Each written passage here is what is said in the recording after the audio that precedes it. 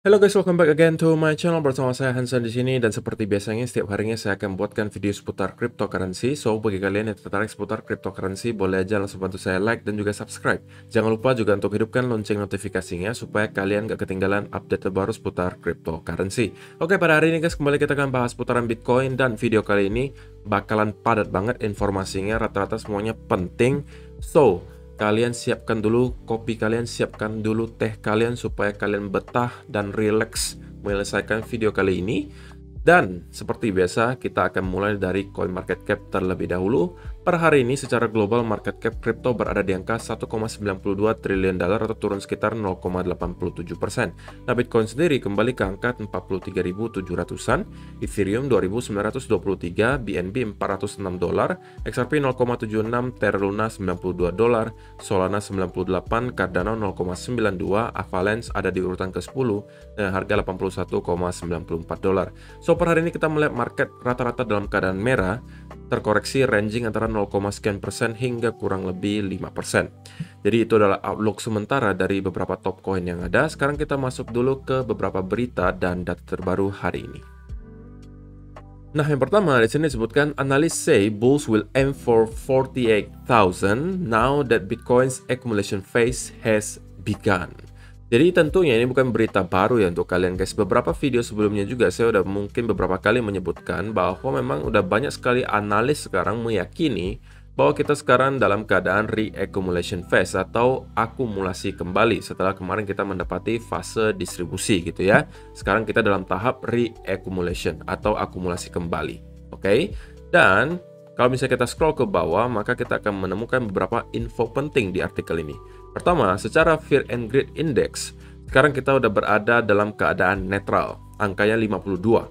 Dan tentunya seperti yang kalian ketahui, beberapa bulan belakangan ini, kita tidak pernah lagi menyentuh area greed.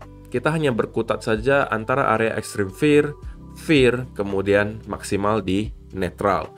Dan tentunya sekarang kita dalam keadaan netral, itu menunjukkan bahwa memang sekarang kondisi market dalam keadaan cenderung sedikit ke arah bullish gitu ya. Sentimennya udah mulai sedikit lebih ke arah positif, walaupun kita belum benar-benar masuk ke area greed, tetapi kita udah sedikit lebih di atas netral gitu ya, udah 52. Jadi itu menunjukkan juga bahwa memang confidence market sekarang dalam keadaan yang cukup positif.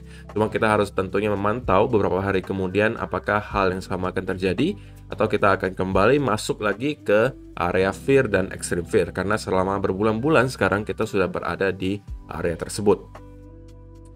Nah, kemudian kalau kita lihat juga di bawah ini ada sebuah indikator yang menurut saya cukup menarik gitu ya, dan dinamai volume gap.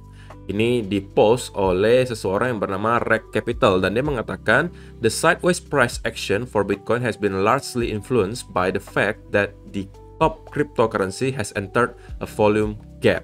Jadi katanya si Reg Capital, kenapa kita sekarang berada dalam keadaan sideways, karena kita masuk ke dalam area volume gap katanya gitu ya. Dan volumenya itu yang sebelah mana? Yang ini guys, yang garis-garis kuning biru ini adalah garis volume.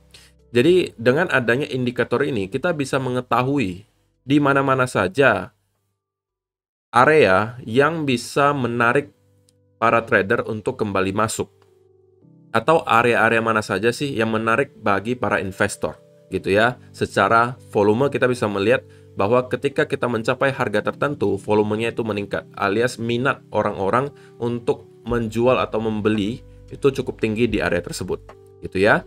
Dan kalau misalnya diperhatikan secara indikator ini, maka area 32.000 sampai 40.000 itu adalah area di mana ketertarikan untuk jual beli itu sangat tinggi. Jadi volumenya itu cukup tinggi gitu ya.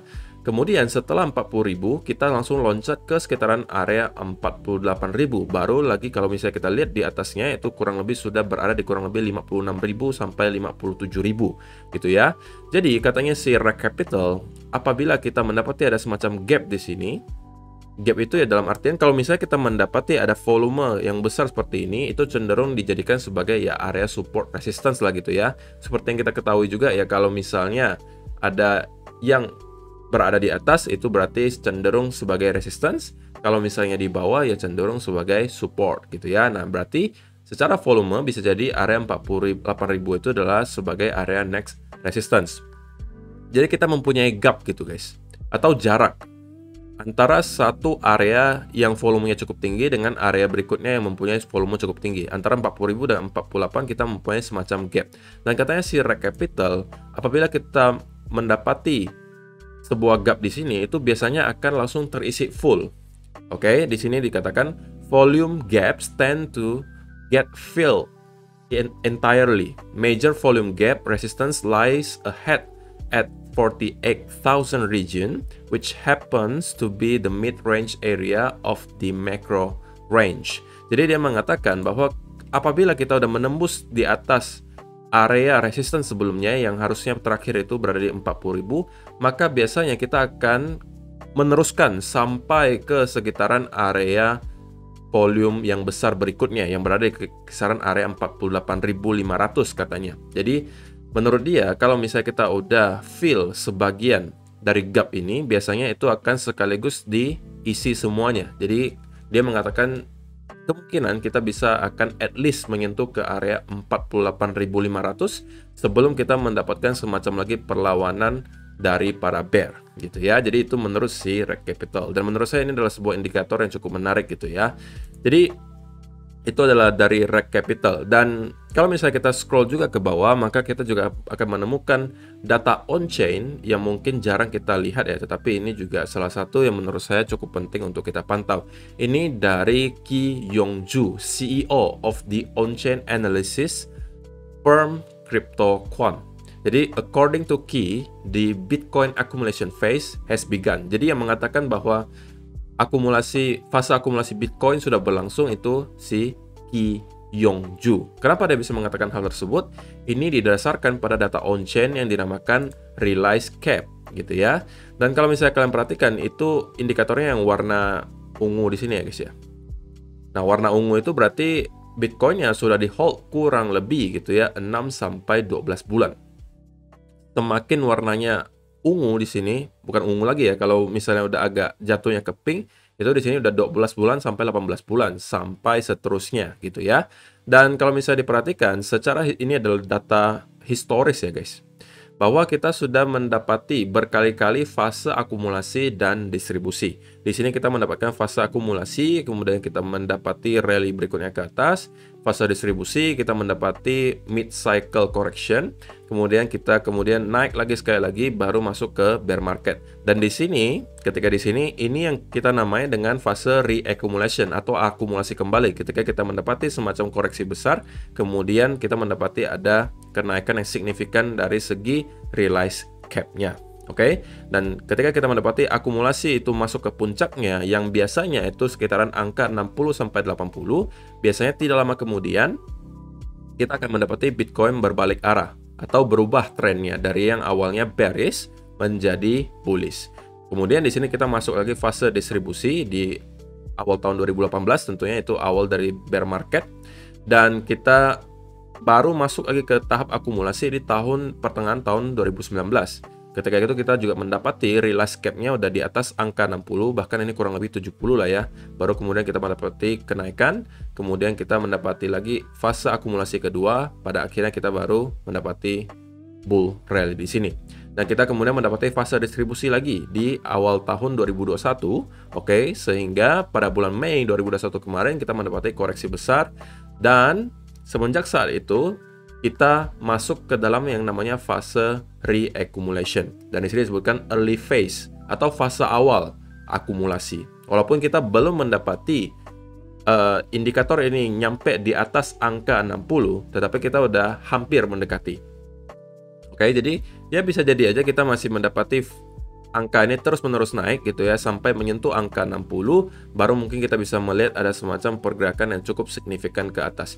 Nah, beberapa kali sebelumnya juga hal yang sama terjadi gitu ya. Kalau kalian perhatikan, setiap kali kalau kita udah menyentuh di atas angka 60, di sini pertama ya, di atas 60, baru kita mendapati rally. Ini juga kalau udah di atas 60, tentunya ini perlu waktu ya guys ya. Tidak serta-merta ketika di atas 60 langsung kita meroket ke atas tiba-tiba seperti itu, tidak seperti itu modelnya. Tapi kalau misalnya kita udah di atas 60, tentunya itu biasanya kita udah dalam keadaan reaccumulation yang sangat panjang, dan biasanya tidak lama kemudian kita akan mendapati rally ke atas. Nah, di sini juga terjadi yang sama. Kita bahkan hampir menyentuh 80 di sini. Kemudian yang berikutnya kita di 70 dan di sini kita nyampe di kurang lebih 60-an ya. Dan di sini kita masih di sekitaran 50 lebih. Jadi masih ada sedikit ruang ke atas, mungkin ke 60-an atau bahkan 65 70. Baru kemudian kita mungkin bisa melihat ada semacam rally ke atas gitu ya.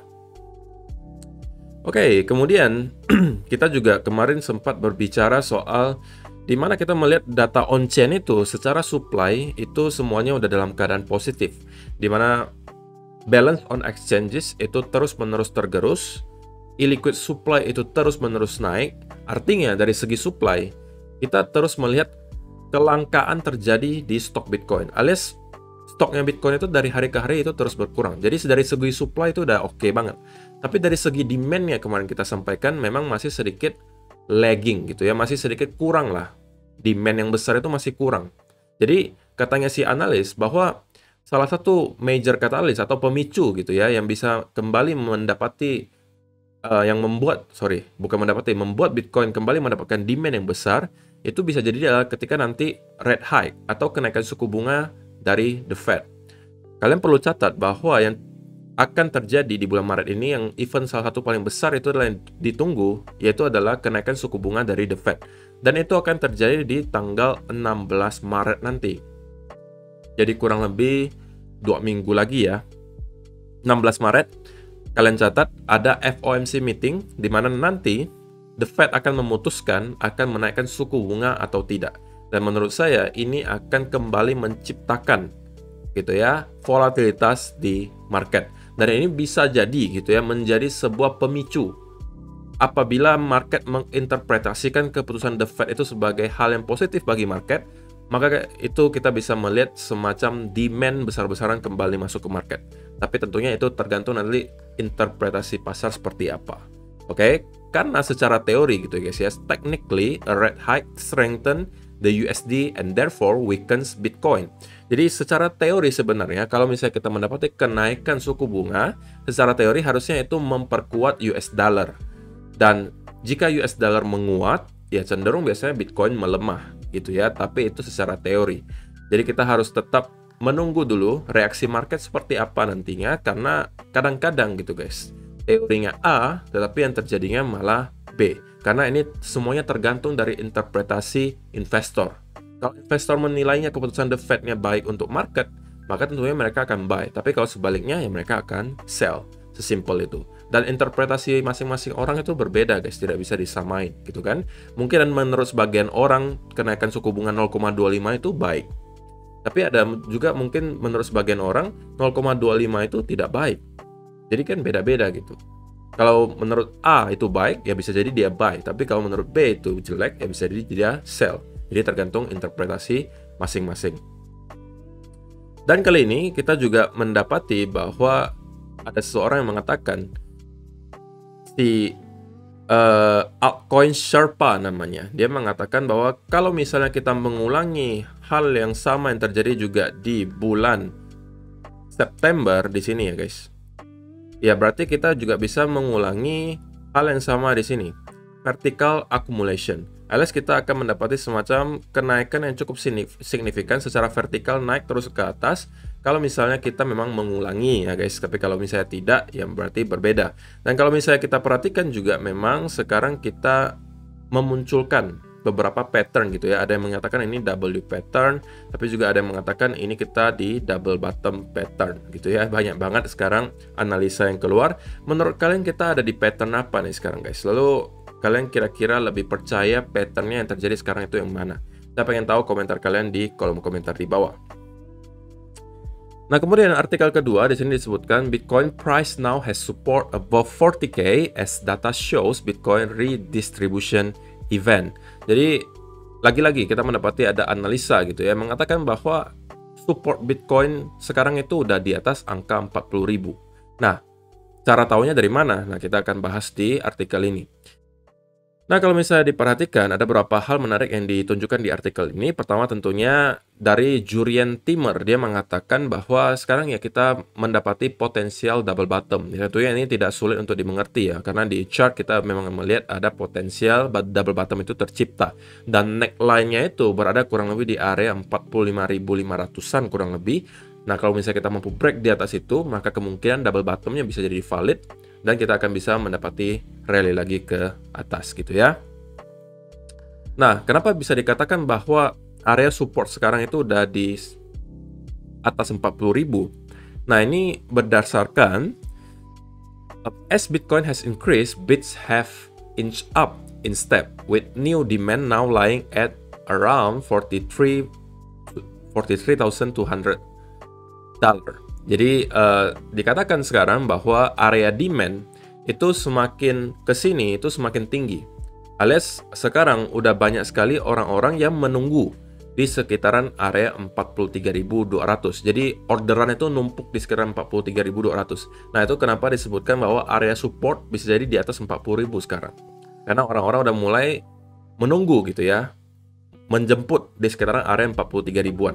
Jadi bisa jadi area support kita ya berada kurang lebih 42-43 gitu ya. Sementara area resistance yang tentunya masih sangat sulit untuk kita tembus itu adalah area 45.000. Jadi disebutkan 45,000 meanwhile remains a major area of sell side pressure. Jadi di area 45.000 itu kita tetap dijadikan sebagai area resistance, dan di sana pressure atau tekanan jualannya itu masih cukup tinggi.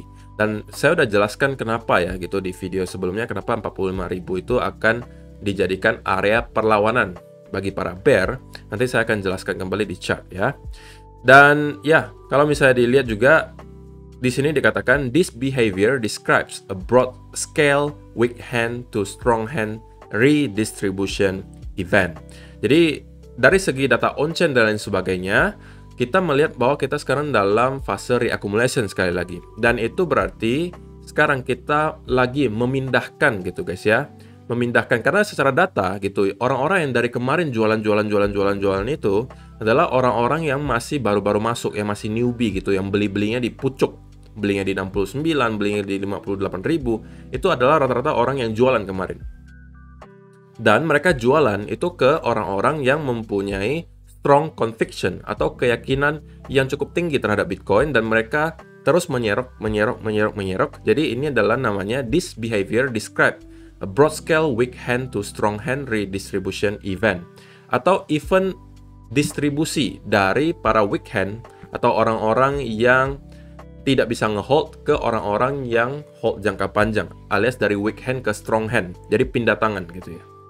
Dan ini juga adalah salah satu ciri-ciri reaccumulation phase gitu ya. So itu adalah artikel kedua. Kemudian yang ketiga, ini juga adalah berita yang cukup menarik untuk kalian ketahui. 45,000 Bitcoin looks cheap when compared to gold's market cap. Jadi ini mungkin akan men-trigger sebagian orang gitu ya, bahwa wah, kok mana boleh kok Bitcoin dibandingkan dengan gold, kan beda kok gitu kan. Gold udah berapa tahun, kemudian pergerakan gold kan stabil, beda dengan Bitcoin, bla bla bla bla bla. Ini kan hanya perbandingan aja guys, nggak usah diperibet gitu ya. Kita cukup tahu saja informasinya, oke? Tidak ada salahnya kita menambah informasi. Nah, di sini dikatakan kenapa 45.000 dolar di Bitcoin itu termasuk murah. Tapi itu jika dibandingkan dengan market cap-nya emas gitu ya.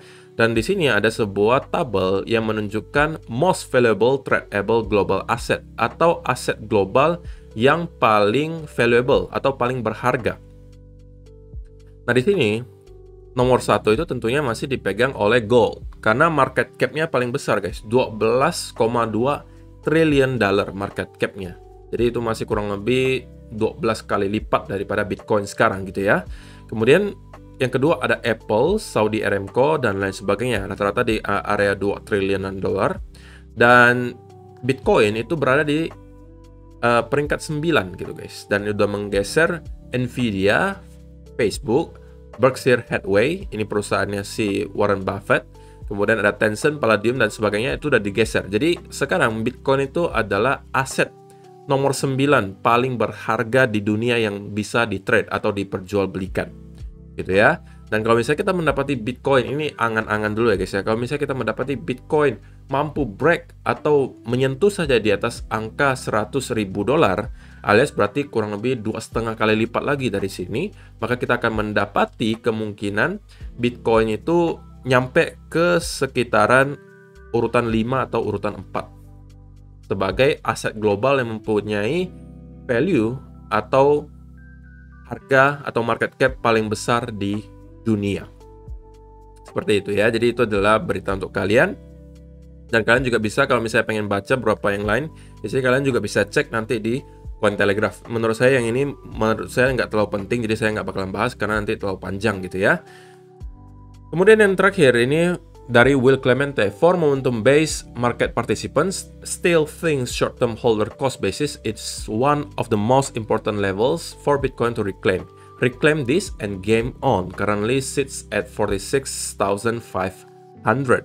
Jadi ini adalah short-term holder cost basis. Jadi dia jadikan sebagai sebuah garis seperti moving average gitu ya. Yang tentunya seperti kita ketahui, garis moving average itu ya untuk memperlihatkan ke kita secara simple ya, kita berada dalam tren apa? Bullish, bearish, ataukah sideways gitu ya. Nah, kalau misalnya diperhatikan, sekarang itu kita berada di bawah garis short term holder cost basis, yang berarti kita sedikit dalam keadaan bearish gitu ya, secara short term holder cost basis. Nah, kalau misalnya kita mau flip ke arah bullish, menurut si Will Clemente, maka kita harus reclaim dulu area 46.500. Dan harus stay di atas area tersebut ya guys. Kita harus mampu reclaim, alias kita mampu break di atas 46.500 dan stay di atas angka tersebut. Tentunya angka ini akan semakin hari itu semakin setiap hari itu berubah guys. Angka short term holder cost basisnya itu setiap hari berubah. Karena ini sistemnya seperti moving average gitu ya, beda-beda setiap hari. Nah, hari ini itu angkanya berada di sekitaran 46.500 gitu ya. Jadi kalau misalnya kita mampu reclaim di atas angka tersebut, tentunya itu menjadikan satu lagi indikasi baik gitu ya, bahwa kita udah kembali mampu reclaim short term holder cost basisnya sebagai area support yang sekarang kita harusnya jadikan dia area resistance. Kalau kita reclaim ke atas berarti kita bisa jadikan sebagai area support lagi, dan itu bisa jadi memicu confidence para investor-investor untuk kembali masuk ke market gitu ya. Sorry guys, ini karena videonya kepanjangan, saya agak sedikit kehilangan napas gitu ya, capek gitu. Jadi mudah-mudahan ya ini beberapa data dan berita yang pengen saya sampaikan untuk kalian hari ini. Semoga bermanfaat. Kalau misalnya kalian suka sampai sekarang, like dulu videonya guys, oke? Sekarang kita masuk dulu ke chartnya Bitcoin dan kita akan mulai dari daily chart terlebih dahulu. Nah, menyambung pembahasan kita yang tadi soal ada beberapa yang mengatakan bahwa kita sekarang ini berpotensi gitu membentuk beberapa pattern. Dimana pertama ada yang menyebutkan kita berada di W pattern gitu kan. Tapi ada juga yang mengatakan kita sekarang ini di pattern double bottom. Bottom pertamanya di sini, bottom keduanya di sini. Nah, kita pengen bahas gitu. Kira-kira kalau misalnya nih double bottomnya itu valid, maka target secara teknikalnya itu sebelah mana gitu kan. Nah, berarti kita bisa tinggal ukur saja ini bottom pertama, ini bottom kedua, neckline-nya kan sebelah sini guys. Oke. Berarti kita tinggal ukur saja dari neckline hingga ke bottomnya, kurang lebih di sekitaran sini, oke. Nah, kita tarik gitu ya. Kalau misalnya anggapannya kita break dari area ini, berarti kan kita break dari neckline-nya gitu kan. Maka target double bottom-nya itu adalah sepanjang ini. Kita tarik ke atas. Look. Nah, ini dia. Jadi secara teknikal, apabila kita memang valid double bottom, kita akan bisa mencapai hingga kurang lebih area 56 sampai 57.000. Jadi target teknikal dari double bottom ini adalah sekitaran 56 sampai 57.000. Yang tentunya apabila kita mampu melakukan hal tersebut, menurut saya itu adalah sebuah indikasi yang sangat positif. Kenapa? Karena kalau misalnya kita udah mampu break di atas area 55.000, maka secara Fibonacci retracement kalau kita lihat ya, maka kita udah mampu juga break di atas area golden pocket yang berada di sekitaran area 55.000. Kalau kita sampai mampu break di atas area tersebut, oke, maka itu adalah tentunya indikasi baik gitu. Karena kalau misalnya kita udah mampu close di atas 0,618, maka probability bahwa kita akan kembali revisit ke area high sebelumnya itu cukup tinggi, gitu ya. Apalagi kalau kita sudah break di atas 0,618, kemudian kita juga mampu break dari area resistance di sekitaran area 59 sampai 60 di sini, dan kita menjadikan area ini sebagai area support alias kita konsolidasi di atas area ini, maka probability-nya cukup besar bahwa kita akan kembali untuk at least gitu ya, meretest high sebelumnya yang berada di sekitaran area 69.000. Jadi itu secara gambaran besar gitu ya. Nah, kalau misalnya kita cek dari segi short termnya, mungkin di 4-hour chart, ya harusnya ini bukan hal baru ya. Dan ini udah kalian ketahui, kemarin sudah saya sampaikan guys. Di 4-hour chart kita mendapati indikator RSI itu dalam keadaan yang overbought. Jadi sangat amat wajar apabila kita mendapatkan semacam konsolidasi terlebih dahulu. Jadi market perlu calm down terlebih dahulu sebelum mungkin kita bisa melanjutkan lagi kenaikan ke atas. Dan itu yang persis terjadi hari ini. Kita mendapati RSI mendapati semacam penurunan atau calm down dulu gitu ya, koreksi dulu sebentar. Dan dari sini baru kemungkinan kita bisa akan lagi melanjutkan kenaikan ke atas gitu ya. Nah, kalau misalnya kita lihat lagi dari segi yang lebih short term di 1-hour chart, ya sebenarnya kita belum bisa menemukan banyak hal gitu ya. Secara price action menurut saya kita masih dalam keadaan yang cukup sideways di sini. Belum banyak yang bisa saya lakukan selain menunggu terlebih dahulu. Karena kalau misalnya saya pengen menambah porsi saya dari posisi saya yang di sini, maka saya harus mendapati semacam pattern yang jelas dulu. Oke, pattern yang jelas disertai dengan beberapa bantuan dari indikator. Misalnya kita mendapati juga di 1-hour chart terjadi oversold atau mungkin oversold disertai dengan bearish divergence, kemudian juga disertai pattern continuation yang jelas di sini, maka dari situ saya baru mungkin akan memutuskan untuk menambah porsi saya. Tapi kalau tidak, ya saya akan lebih memilih untuk menunggu terlebih dahulu. Dan simpelnya, ini udah dari kemarin saya sampaikan ya, mungkin kalian juga udah hafal harusnya, selama kita mampu di atas area 40.000 dan close di atas trend di sini, bias saya secara midterm itu masih dalam keadaan bullish. Dan dari indikator bid juga tadi, bid book ya, kita bisa order book kita bisa mendapati juga bahwa udah banyak nih orang-orang nunggu di sekitaran area di sini untuk membeli. Oke, jadi memang ini sekarang menjadi area demand, ya kan, yang mungkin juga bisa menjadi sebuah area support. Jadi selama kita berada di atas trendan di sini, saya masih biasnya akan tetap bullish, tetapi belum tentu saya akan menambah posisi saya di sini. Oke, position size-nya belum tentu saya akan tambah, terkecuali yang tadi saya sebutkan tadi terjadi bahwa kita mendapati semacam pattern continuation, kemudian kita juga mendapati bahwa indikator menunjukkan hal yang membantu juga tesis saya bahwa kita akan kembali menunjukkan kenaikan ke atas. Jadi itu adalah skenario bullishnya tentunya gitu ya, bahwa kita bisa jadi akan melanjutkan kenaikan dari sini, atau kita kemungkinan akan retest dulu baru kita akan kembali melanjutkan kenaikan ke atas. Nah, tetapi kalau misalnya skenario bearishnya adalah tentunya kalau kita tidak mampu hold di atas 40.000, kemudian kita mendapati sell off disertai dengan volume ya guys. Sell off disertai dengan volume itu seperti ini modelnya. Oke, kemudian kita mampu break lagi di bawah 40.000 dan consolidate seperti yang terjadi di sini, maka saya akan kembali flip ke arah bearish. Dan ini bukan berita baik bagi kita, karena menurut saya kalau misalnya ini sampai terjadi, maka kemungkinan besar kita at least akan kembali untuk nge-retest low sebelumnya di sini, atau bahkan kita bisa menembus ke bawah dan kembali revisit ke area next support yang berada di area 30.000. Yang tentunya sekarang saya belum bisa melihat hal tersebut terjadi gitu ya, karena kita belum melihat ada semacam sell off disertai dengan volume. Kita masih melihat konsolidasi yang terjadi di market dalam beberapa jam terakhir, yang membuat saya sekarang biasnya masih dalam keadaan bullish gitu ya. Jadi mudah-mudahan kalian mengerti penjelasan saya sampai sekarang. Dan itu aja sih untuk hari ini update-nya guys. Terima kasih yang sudah menonton sampai selesai, semoga bermanfaat video hari ini, dan kita akan bertemu lagi di video yang berikutnya. Bye-bye.